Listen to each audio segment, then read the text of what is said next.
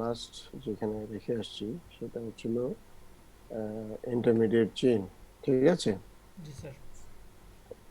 আমরা intermediate chain ওখানে রেখে আসছি। It provides a convenient basis for classification, also determines the pattern of biotransformation. কারণ ওই আমাদের ইন্টারমিডিয়েট চেইনের ভিতরে স্টার স্টার এন্ড অ্যামাইড আছে, এবং সেই হিসেবে তো আমরা আসলে ক্লাসিফিকেশন করি। আমরা যদি এটা কেমিক্যাল কম্পোজিশন দেখি, তাহলে দেখা যায় যে aromatic residue, intermediate chain and amino chain. স্টারের ভিতরে হচ্ছে প্রোকেইন। প্রোকেনে কেমিক্যাল স্ট্রাকচারটা থাকে এমন, যেটা আমরা অ্যামাইনো চেইন এবং অ্যারোমেটিক চেইন আমরা বলছিলাম। আর এটা সি ডাবল ও ও সি এইচ টু এটা হচ্ছে তোমাদের ইন্টারমিডিয়েট চেইন।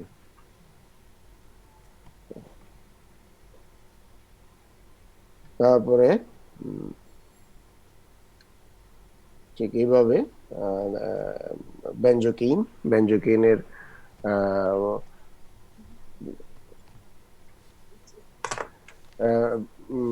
বেনজোকিনের কেমিক্যাল স্ট্রাকচারটা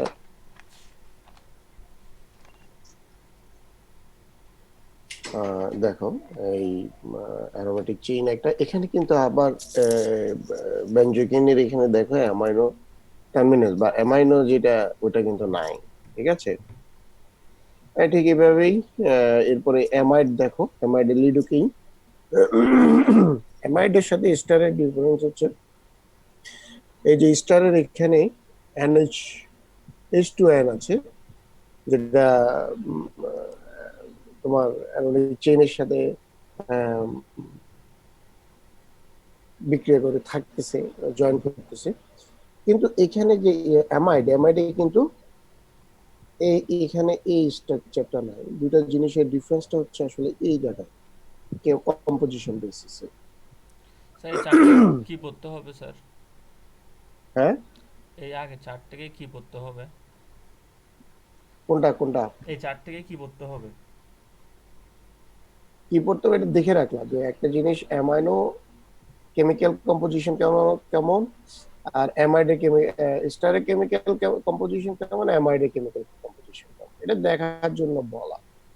মানে তোমার কোন জায়গাটাতে অ্যামাইড, কোন জায়গাটা স্টার, বা স্টারের সাথে অ্যামাইডের কেমিক্যাল কম্পোজিশন কত, কোন জায়গায় ভুল আছে, এটা তোমাদেরকে কেমন মানে কোশ্চেন আসে না, আসার কোনো কথা না। কিন্তু যখন ডেসক্রিপশনে যাওয়া, এই জিনিসগুলোতে terminal chain, amino chain, aromatic ring, এগুলো আসতে পারে, এগুলো আসে। কিন্তু তোমাকে এই জিনিসটা আসে না। কিন্তু তুমি যদি মনে করো এই ফর এক্সাম্পল তুমি এরকম একটা কেমিক্যাল কম্পোজিশন তুমি লিখে দিতে পারো, সহজেই তোমার রিটেনের মার্ক বেশি ক্যারি করবে, জি স্যার। এবং সেটাই হওয়া উচিত আর কি। বুঝতে পারো না? হ্যাঁ স্যার, বুঝতে পারছি স্যার। হুম। এখন আসো যে আমাদের ম্যাক্সিমাম ডোজ অফ অ্যানেস্থেসিয়া, আমরা কোন পেশেন্টকে লোকাল অ্যানেস্থেসিয়া দিব, তার মানে কি আমরা কি দিতেই থাকবো? কোনো লিমিটেশন নাই।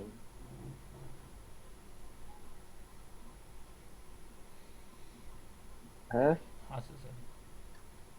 আমরা তো মানে টানা দিতেও থাকতে পারবো না। আমাদেরকে কি বলে, আহ, একটু নির্দিষ্ট লিমিট, আমাদের নির্দিষ্টতা আছে যে আমরা সর্বোচ্চ কতটুকু লোকাল অ্যানেস্থেসিয়া দিতে পারবো। আমরা দিতে পারবো, সর্বোচ্চ।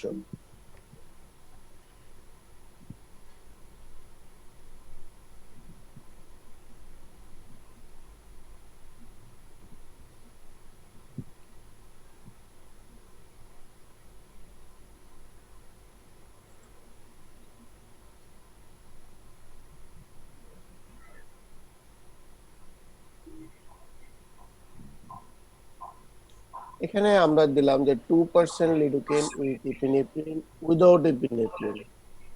2% লিডোকেন যদি লোকাল অ্যানেস্থেসিয়া হয়, লোকাল অ্যানেস্থেটিক এজেন্ট হয়, তাহলে আমাকে ম্যাক্সিমাম ডোজ দিতে হবে,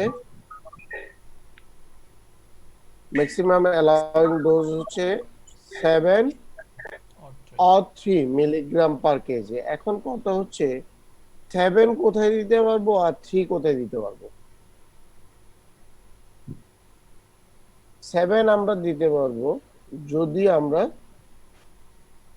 with epinephrine, sorry without epinephrine আমরা ইউজ করি, তাহলে আমাদের ম্যাক্সিমাম ডোজ হবে 7. 3 3. 7। আর যদি উইথ করি তাহলে হবে 3. 3। হুম। তারপরে এটা ম্যাক্সিমাম পাল্প ইনফিল্ট্রেশন পালপালস এন্ড সফট টিস্যু। পালপাল লাগে হচ্ছে 60 মিনিট, 60 মিনিট টাইম লাগে ইনফিল্ট্রেশন নিতে পাল্পে। তারপরে সফট টিস্যুতে 70. 170। 70.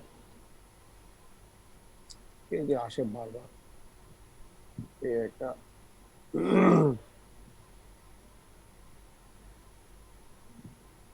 আচ্ছা, তো এমনি দেখলে ভালো। এখন 3% মেফিবেকেইন, এটার ম্যাক্সিমাম অ্যালাউন্স ডোজ হচ্ছে 6.6. 6.6 মিলিগ্রাম পার কেজি। পালপালের টাইম লাগে হচ্ছে 25 25, million. Soft tissue 90। আর ইনফিরিয়র অ্যালভিওলার নার্ভ ব্লক যদি আমরা করি তাহলে পালপে থাকবে হচ্ছে 85 ম্যাক্সিমাম থাকে, মানে ইনফিল্ট্রেশন মানে হচ্ছে আমার ওই জায়গাটাতে অ্যানেস্থেসিয়া থাকবে ম্যাক্সিমাম। যদি আমি ইনফিরিয়র অ্যালভিওলার দিই তাহলে থাকবে হচ্ছে 85 85. মিনিটস এবং সফট টিস্যু 190 মিনিটস সর্বোচ্চ। মেফিবেকিন যদি করো তাহলে ক্ষেত্রে ইনফিল্ট্রেশন আমরা ইউজ করলে, ইনফিল্ট্রেশন আমরা কোথায় ইউজ করি? সাধারণত ম্যাক্সিলারি টুথে। আর ইনফিরিয়র অ্যালভিওলার নার্ভ ব্লক আমরা দিই হচ্ছে ম্যান্ডিবুলার টুথে। দুটো জিনিসের ডিফারেন্ট এই জায়গায়। ইনফিরিয়র অ্যালভিওলার নার্ভ ব্লক আমরা ইউজ করি বা যে আমাদের ক্ষেত্রে আমরা যে, আর ইনফিল্ট্রেশন দেই হচ্ছে ম্যাক্সিলারি টুথ গুলাতে। হ্যাঁ, তো সেই ক্ষেত্রে আমরা যেমন লিডোকেইন ম্যাক্সিলারি টুথে পালপাল অ্যানেস্থেসিয়াটা থাকে 60 মিনিট। তুমি কোনো দাঁতের পাল্পে কাজ করতে গেলে তুমি এই লোকাল অ্যানেস্থেসিয়াটা দিলে 60 মিনিটের ভিতরে তোমার কাজ শেষ করতে হবে, পাল্প রিমুভ করতে হবে। যদি 60 মিনিটে পাল্প রিমুভ না করতে পারো তাহলে কিন্তু অ্যানেস্থেসিয়া আবার রিভার্স করবে। কিন্তু সব বেশিতে 170 মিনিট সে থেকে যায় বা তার অ্যাকশন থাকে, তার ইনফিল্ট্রেশন থাকে। ঠিক সেভাবে যদি এটা করো তাহলে 2% মেফিবেকিন উইথ, এখানে 3% মেফিবেকিন, এখানে 2% মেফিবেকিন উইথ লিভোনরড্রেফট্রিন। লিভোনরড্রেফট্রিন হচ্ছে অ্যাড্রেনালিন। এটা ম্যাক্সিমাম হচ্ছে 7 মিলিগ্রাম পার কেজি আমি ইউজ করতে পারি। এটা পাল্পে থাকে হচ্ছে ইনফিল্ট্রেশন 50 মিনিটস, 50 মিনিট। আর সফট টিস্যুতে 130 মিনিটস। যদি ইনফিরিয়র অ্যালভিওলার না ব্লক করি আমি, সেক্ষেত্রে আমি ম্যান্ডিবুলার টুথের ক্ষেত্রে পাল্পের আমি কাজ করার সুযোগ পাবো হচ্ছে স্যার 75 এখানে স্যার মিনিটস। পাল্প পড়ছে সফট টিস্যু, এখানে আলাদা করে সফট টিস্যু দিছে। সফট টিস্যু হচ্ছে গাল, তোমার এই যে মিউকোজা, তারপরে তোমার জিঞ্জাইভা। আর পাল্প থাকে কোথায়? দাঁতের ভিতর। দাঁতের ভিতরে একটা কনফাইন্ড রিজনে। তো তুমি একটা লোকাল অ্যানেস্থেসিয়া তুমি যদি সফট টিস্যুতে দাও, ওখানে সারফেস অ্যানেস্থেসিয়া দিয়ে তো থাকে, কিন্তু পাল্পে তো অ্যানেস্থেসিয়া হয় না। জি স্যার। হয় কি? না স্যার। হ্যাঁ। তো এই যে ডিফিউশন, এই যে ডিফিউশিবিলিটি এবং পাল্পে, এই যে পাল্পে যে নার্ভ তোমার সাপ্লাই দেয়, ওই নার্ভটাকে তোমার কি বলে অ্যানেস্থেসাইজ করা এবং সাথে সাথে তোমার পাল্প অ্যানেস্থেসিয়া হওয়া, পাল্প সম্পূর্ণ ডিফারেন্স। পাল্পের ভিতরে আমরা তোমরা পড়ে আসছো, পাল্পে তো মেজর কোনো ভেসেল নাই, আর্টেরিয়লস এন্ড ভেসেল নাই, আছে কি? না স্যার, অ্যানাটমি পড়ে আসছো না? না পড়বা? পড়ে আসছি স্যার। পাল্পের নার্ভ সাপ্লাই কেমন?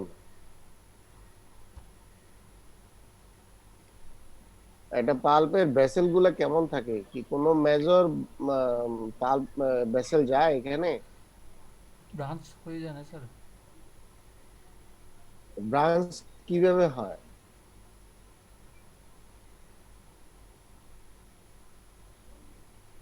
হ্যাঁ,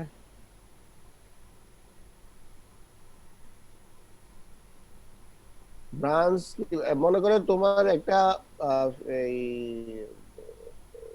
কি বলে, এটা ইনফিরিয়ার নার্ভে বললাম, ধরো মেন্টাল মেন্টাল নার্ভ। এখন আমরা জানি যে হ্যাঁ মেন্টাল নার্ভের বা ইনফিরিয়ার নার্ভের ডেলিভারি দেয় পাল্পে। তো পাল্পের যে ব্রাঞ্চটা যায় ওটা কি পুরোটাই ব্রাঞ্চটা পাল্পের ভিতরে ঢুকে নাকি এখানে অন্য কোনো ভাবে ঢুকে? কই ক্লাসের লোকজন মাথা না কেন? অন্য কোনোভাবে। স্যার আপনার কোশ্চেনটা বুঝি নাই স্যার। মনে করো তুমি পাল্পের ভিতরে যে এপিক্যাল কনস্ট্রাকশনটা কতটুকু একটা টুতে? স্যার জিরো পয়েন্ট 0.5 ফাইভ থেকে 1 মিলিমিটার। এপিক্যাল। 0.5, 0.5 মিলিমিটারের ভিতরে কি তোমার কোনো মেজর ব্রাঞ্চ ঢুকতে পারবে? না হ্যাঁ না স্যার। স্যার। শুধু নার্ভ তো ঢুকে না, এখানে আর্টারি ঢুকে, আর্টেরিয়লস ঢুকে, আর্টেরিয়লস ভেনিউস, তারপরে তোমার অনেক কিছু তো এটা ভিতরে ঢুকে মনে করো, তারপরে নার্ভ ঢুকে। আহ, উম, তো আমার কথা হচ্ছে যে নার্ভ এখানে কি কোনো ব্রাঞ্চ, ফুল ব্রাঞ্চ ঢুকে না সে অন্য কোনো ভাবে ঢুকে? স্যার কোলাteral ব্রাঞ্চ গুলো ঢুকে স্যার। কোলাটারাল ব্রাঞ্চ ঢুকে?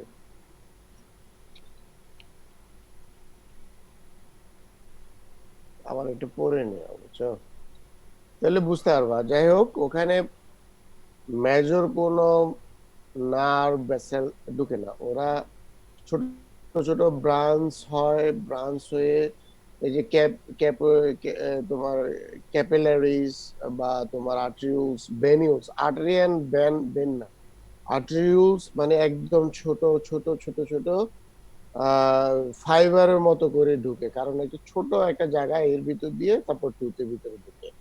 এবং সেই জায়গাগুলোতে তোমার এই যে অ্যানেস্থেসিয়া, অ্যানেস্থেসিয়া মানে অ্যানেস্থেসিয়া ইনফিল্ট্রেশনের সময় লাগে।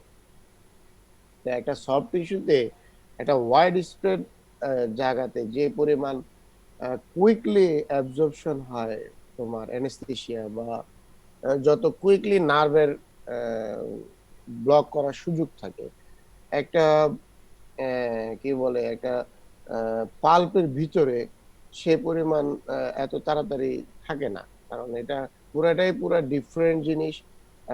এবং এখানে পাল্পের ভিতরে আরো অনেক কিছু আছে, যেমন কোন কিছু কিছু দাঁত আছে যা যেখান থেকে দুইটা ব্রাঞ্চ সাপ্লাই দেয়। দেখা যায় যে ডিস্টেন্স, বডির ডিস্টেন্স পার্ট থেকে সাপ্লাই আসে।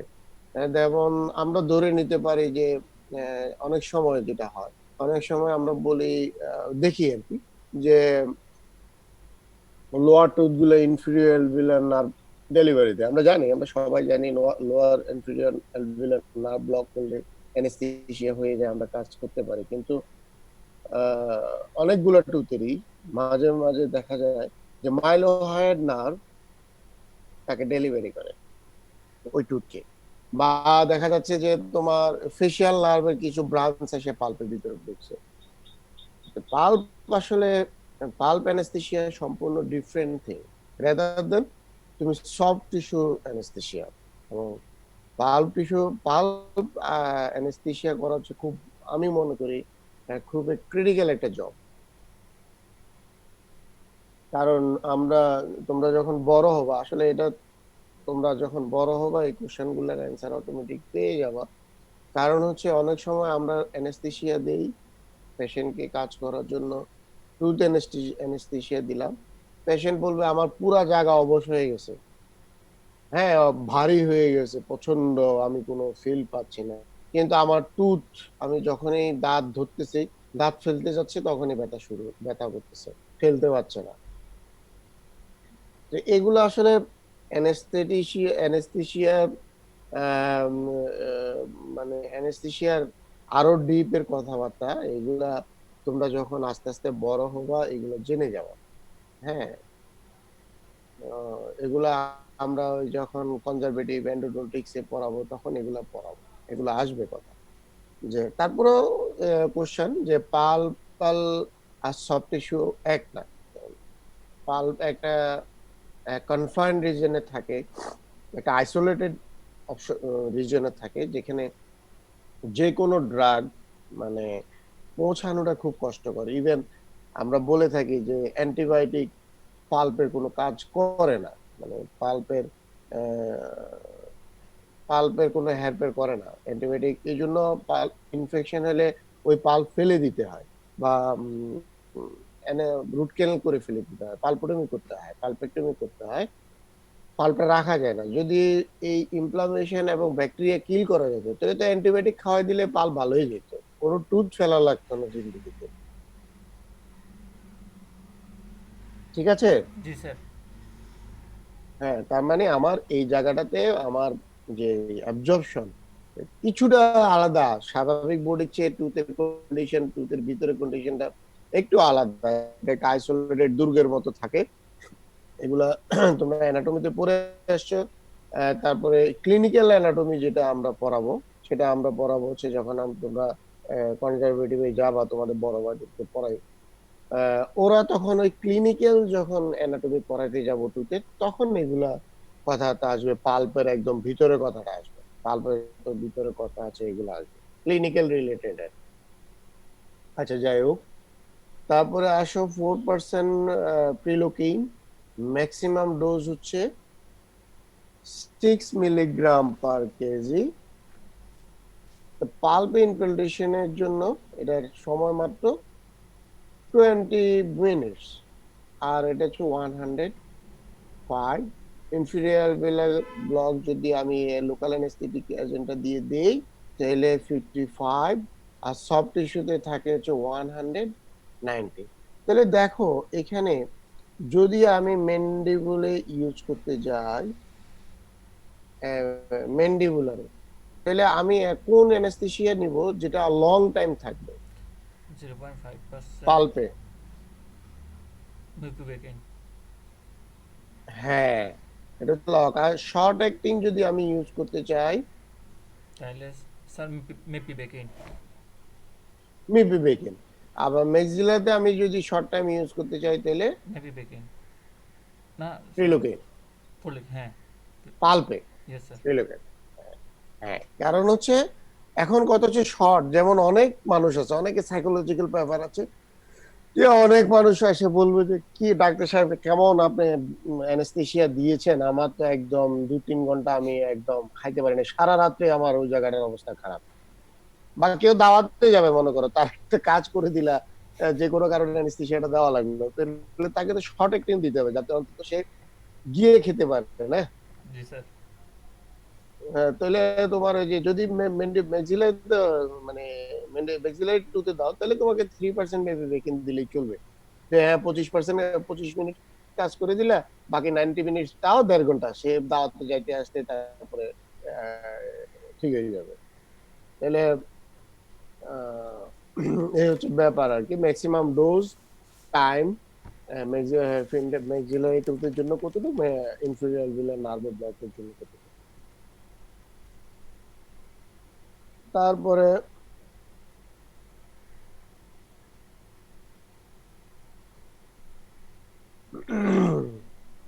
আমাদের একটা হিসাব বার করবো। মনে করো আমি আমার ওজন হচ্ছে 60 কেজি, আমি আরো বেশি 80 কেজি, যাই হোক আমার ওজন ধরো 80 কেজি বা 60 কেজি, আমার জন্য আমি কতটুকু অ্যানেস্থেটিক এজেন্ট ইউজ করতে পারবো? এটার একটা হিসাব তোমাদের, এটা পরীক্ষায় আসে, পরীক্ষায় আসে, ভাইবা তো জিজ্ঞেস করতে পারে। ম্যাক্সিমাম অ্যালাউয়েবল ডোজ আমরা পড়ে আসছি, ম্যাক্সিমাম অ্যালাউয়েবল ডোজটা হচ্ছে এটা, ঠিক আছে? জি স্যার। ম্যাক্সিমাম অ্যালাউয়েবল ডোজ, তারপরে into weight in KG. Weight in KG কে মানে আমি ওয়েট ইন কেজি, আমার 80 হলে 80, তুমি 60 হলে 60, কেউ 30 হলে 30, কারণ মেয়েরা তো হ্যাঙ্গা পাতলা হয়, 30 হলে 30। তাহলে তোমার এখানে হচ্ছে ভাগ 10, মানে ওয়েট কে তুমি ভাগ করতে হবে 10 দিয়ে, তোমার তার মানে এখানে আসবে 8 রেজাল্ট, ঠিক আছে? জি স্যার। আর হচ্ছে 1 plus concentration of local anaesthetic agent equal to millilitre of, যদি আমরা এটা লিডোকেইন হিসাব করছি, এটা আসলে local millilitre of local anaesthesia বললে ভালো। আমরা এর পরের হিসাবটা দিচ্ছি লিডোকেইনের। কিরকম দেখো, উদাহরণ যদি আমি হিসাব করি, লিডোকেইনের আমরা ম্যাক্সিমাম অ্যালাউয়েবল ডোজ দেখছি উইদাউট এপিনেফ্রিন 7, ঠিক আছে? জি sir. 7 per kg for lidocaine, sorry, with epinephrine, আমি মনে ভুল বলছি, with epinephrine 7, আর without epinephrine 3। 3। with epinephrine using 1% lidocaine with epinephrine for 60 KG patient, কারো যদি 60 কেজি হয় তাহলে 60 কেজি হলে 10 দিয়ে ভাগ করলে 6, আর এখানে 1% যদি লিডোকেইন হয় তাহলে 1। এখানে যদি আমি মনে করি তোমার যেমন 2% লিডোকেইন, ঠিক আছে? তাহলে 2% যদি হইতো তাহলে কত হইতো? এখানে হয়তো 2। 2, তাহলে 6 7 42, 84। যদি 2 হইতো 84। তাহলে 84 ml লিডোকেইন, আর 1 হওয়াতে 42 ml লিডোকেইন। লিডোকেইন। আচ্ছা, তাহলে এবারে হিসাবটা আসো আবার, ধরো তুমি 4% প্রিলোকেন দিবা, তাহলে ম্যাথটা কেমন আসবে? সেম ভাবে 4% আমার কতটুকু জায়েজ ছিল? 6, 6। both are 6। আচ্ছা, তাহলে আমার ম্যাক্সিমাম অ্যালাউড ডোজ ছিল 6। 6%, সেম, মানে তার ওয়েট 60 কেজি, 10 দিয়ে ভাগ করলাম 6। 6, তারপরে ওকে আমি এখানে দিব 4%, তাহলে 636 ইন্টু 4 ইকুয়াল টু যে রেজাল্টটা হয় কত? 140। কেউ আলোহা ইউজ করো না? হ্যাঁ, 138 স্যার। 144 হবে মনে হয়। 138 না? আচ্ছা, 144 হবে। 120 144। 6 4 36, 36 আর 4 424, 144 ml, কোনটা 144 ml প্রিলোকেন, ঠিক আছে? জি স্যার। কিন্তু আমি যদি লিডোকেন 1% দেই তাহলে 42 ml, আর যদি 4% প্রিলোকেন ইউজ করি তাহলে 144 মিলিলিটার প্রিলোকেন লোকাল অ্যানেস্থেটিক এজেন্ট আমি একটা, মানে ওই 60 কেজি যে ভদ্রলোক ওর জন্য অ্যালাউয়েবল ডোজ সর্বোচ্চ, ঠিক আছে? জি স্যার। বুঝাতে পারছি? জি স্যার। এখন তুমি 30, একটা মনে করো ছোট্ট বাচ্চা 30 কেজি বা 35 কেজি ওজন, বা যে কোনো একটা পার্সন তার 30 32 35 কেজি বা 40 কেজি ওজন ধরো, তোমাদের অনেক মেয়ে আছে সম্ভবত 40 কেজি হবে, এর বেশি হবে না।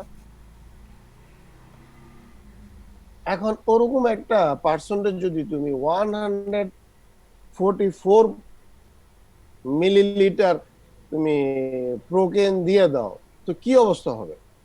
তো হবে না, এটা তো ঝামেলা লেগে যাবে, থাকবে না? Yes sir. তাহলে কি ঝামেলা লাগতে পারে? স্বভাবতই টাইম আউট হয়ে যাবে, আউট হলে ক্লাস কিন্তু শেষ, হ্যাঁ ঠিক আছে। Yes sir. আচ্ছা, বুঝতেছো কি না? ইয়েস স্যার, বুঝতেছি। জি স্যার। জি হ্যাঁ, স্যার। yes, sir, জি, sir। ঘুমাচ্ছ নাকি? এই হ্যাঁ স্যার। নাকি তোমরা ওই যে জানি না কারো কি অবস্থা, নাকি তোমরা সবাই ওই যে চালু করে দিয়ে রীতিমতো শুয়ে শুয়ে ঘুমাচ্ছ, না স্যার। না ফেসবুক স্যার। দেখতেছো? আচ্ছা স্যার, বা পড়ার ক্লাস মনে ঠিক করছে। করতেছো? আছে। না স্যার। দেখো কিন্তু। জি স্যার। আচ্ছা, তাহলে একটা 30-35 কেজি মনে করো, তোমাদের ক্লাসে কে হ্যাংলা আছে? হ্যাংলা কে বলো তো? স্যার তাসিয়া। রোগা কে? 31। স্যার ইনসান। তাসিন? তাসিয়া, হ্যাঁ, Tasia, Mirza, roll Tahmina. 25, roll 25। Sir Tamina? Roll 31। তোমার কে? 31। হ্যাঁ, রুল 31।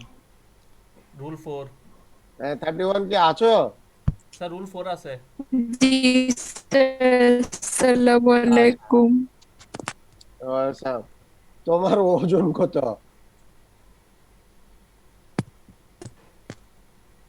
39, আচ্ছা, 40 আচ্ছা 40 এরকম হবে। আচ্ছা ঠিক আছে, তাহলে দেখো, এখন একটা পার্সন মনে করো তুমি এই 60 কেজি হিসাব করে বললা যে স্যারে বলছে তো 42 দিতে হবে, হ্যাঁ এরকম যদি মুখস্থ করে ফেলো তাহলে ঝামেলা। তাহলে 42 ml যদি ওই তাসনিয়া নাকি তাসিয়া। তাসিয়া, তাসিয়ারে দাও, তাহলে তার কি হতে পারে? স্বভাবতই তার এক্সট্রা তুমি তাকে 20 কেজি, মানে এক্সট্রা তাকে আরো বেশি, টু বেশি দিলা, মানে এটাকে কতটুক বলে, তুমি তাকে দেওয়ার কথা 4 হওয়ার কথা 6 দিয়ে করলা, তার মানে বেশি দিলা। বেশি দিলে কি হবে? তার সেরাম, তার ব্লাডে কনসেন্ট্রেশন বেড়ে যাবে,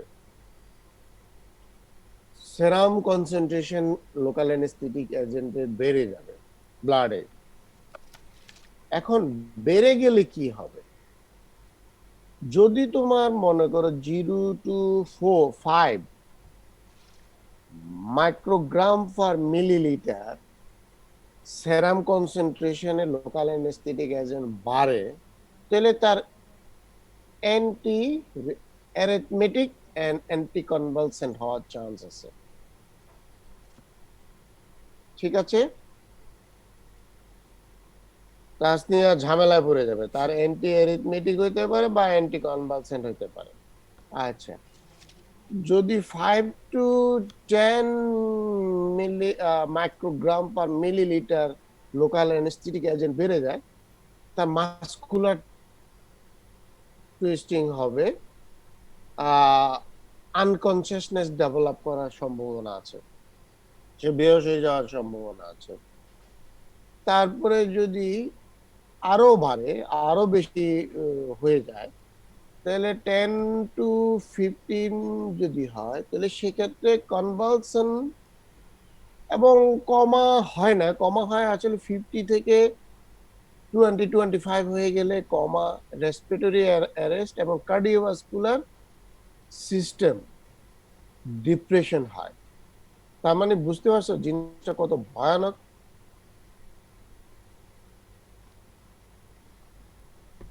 নাকি? জি স্যার।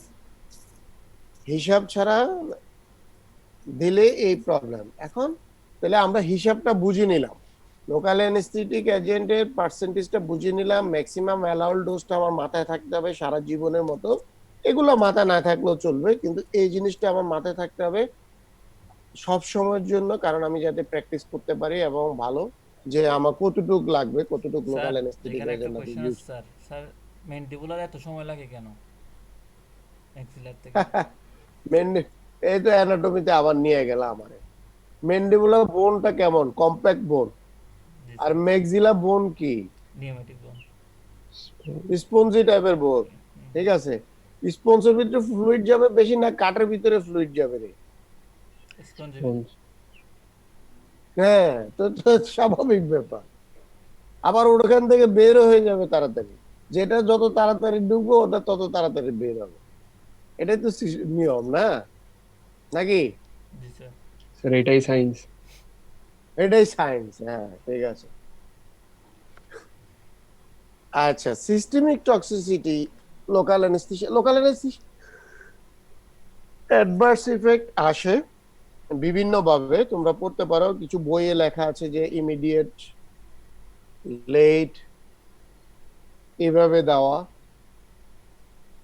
আর আমি তোমাদেরকে দিলাম হচ্ছে লোকাল এবং সিস্টেমিক, তোমরা দুভাবেই পড়ে নিবা, আমি ওভাবে আর লেখি নাই, যে আমি সিস্টেম আর লোকাল দিয়ে দিছি। তোমরা বিভিন্ন বইয়ে পাবা, যে অনেক সময় বইটা খুললে অনেক সময় পাবা, দেখবা যে লেখা আছে যে ইমিডিয়েট কমপ্লিকেশন। ইমিডিয়েট কমপ্লিকেশন কি আমি বলে দিই। যেমন একটা লোকাল অ্যানেস্থেসিয়া দেওয়ার সময় আমার ইমিডিয়েট কমপ্লিকেশন হচ্ছে পেইন, পেশেন্ট ব্যথা পাবে অ্যানেস্থেসিয়া দেওয়ার সময়, একদম এটা হচ্ছে কমন পেইন, ইমিডিয়েট কমপ্লিকেশন। তারপরে হচ্ছে ইমিডিয়েট কমপ্লিকেশন হচ্ছে তোমার বাইসেন্স আমি লোকাল অ্যানেস্থেসিয়া দিতে গেলাম, আমার নিডলটা ভেঙে গেল সফট টিস্যুর ভিতরে, এটা ইমিডিয়েট কমপ্লিকেশন। তারপরে আরেকটু পরে যাও, ব্লিডিং হতে পারে, আমার অ্যানেস্থেসিয়ার সাইড থেকে ব্লিডিং হতে পারে। তারপরে টিস্যু এমপেসিমা হতে পারে, লোকাল মানে এই জিনিসগুলো ইমিডিয়েট হতে পারে। তারপরে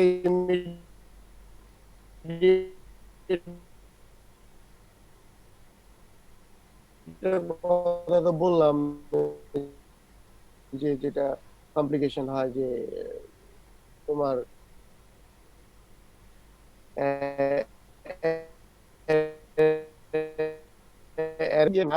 সেটা হচ্ছে যে মাসেল স্টিফ হয়ে গেছে, এখন তো সে আর মুখ বন্ধ করতে পারে না, খুলতে পারে না, এটাকে ট্রিসমাস বলে, ট্রিসমাস ডেভেলপ করতে পারে। তারপরে তোমার ওখানে হেমাটোপা ডেভেলপ করতে পারে। এগুলো হচ্ছে তোমার লেট কমপ্লিকেশন। হ্যাঁ, সিস্টেমিক কমপ্লিকেশন কি? যেমন আমরা দেখলাম যে সিস্টেমিক কমপ্লিকেশন হচ্ছে convulsion, respiratory arrest, cardiovascular collapse, যেটা আমরা দেখলাম যে আমাদের চার্টে দেখলাম যে আমাদের যদি সেরাম কনসেন্ট্রেশন বেড়ে যায় 15 থেকে 15 উপরে যদি উঠে যায়, তাহলে তখন যায় আমার এই কনভালশন, রেসপিরেটরি অ্যারেস্ট, কার্ডিওভাস্কুলার কলাপসের মতো সিস্টেমিক ইফেক্ট দেখা দিতে পারে। ঠিক আছে। তারপরে হচ্ছে প্রিভেন্ট সিস্টেমিক ইফেক্ট, আমরা কিভাবে প্রিভেন্ট করতে পারবো? Administer the smallest dose that provides effective anaesthesia. এখানে আমরা আগে পরে হয়তো তোমাদেরকে জানাই দেব যে আমরা যেমন একটা টার্গেটেড রিজন, টার্গেটেড এরিয়া আমরা লোকাল অ্যানেস্থেসিয়া দিব। মনে করো আমার কি বলে আমার ম্যান্ডিবুলার বা ম্যাক্সিলারি, আমি ফার্স্ট মোলারে আমি কাজ করি, ওখানে আমার তো দরকার নেই সবগুলোতে অ্যানেস্থেসিয়া করা, তাই না? আমি লোকাল এই শুধুমাত্র এই যে ম্যাক্সিলারি টুথটাতে করলে তো হবে অ্যানেস্থেসিয়া হওয়ারই কথা না। তো ওখানে ওটা করার জন্য আমাকে অল্প মানে সামান্য লোকাল অ্যানেস্থেটিক এজেন্ট ইউজ করলেই তো হচ্ছে, এবং use proper technique including aspiration. আচ্ছা, আমি এটা পরে পড়াবো, টাইম শেষ, ঠিক আছে? জি স্যার। আহ, এই মেয়েটা রাগ করো না, তোমাকে উদাহরণ দিলাম। না স্যার, ঠিক আছে। আশিক রাগ করবে। ওকে।